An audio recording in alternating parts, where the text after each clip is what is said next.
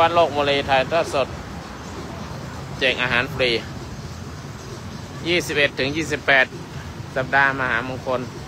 ข้อ28เป็นวันเฉลิมพระชนมพรรษาของพระบาทสมเด็จพระเจ้าอยู่หัวรัชกาลที่ 10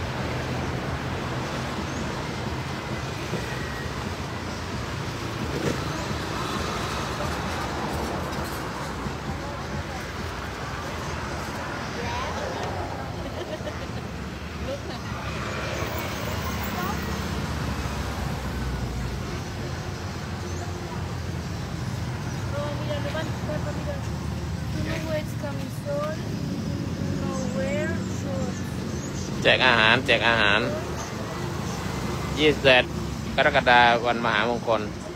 เฉลิมพระชนมพรรษาพระบาทสมเด็จพระเจ้าอยู่หัวรัชกาลที่ 10พระบาทสมเด็จพระเจ้าอยู่หัวรัชกาลพระ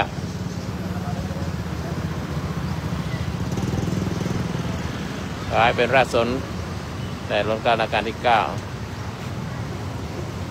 วัดโลกโมเลโดยพระครูไพบูลย์เจริญยานุรักษ์ประธานสงฆ์โลกโมเลจัดให้มีการแจกอาหาร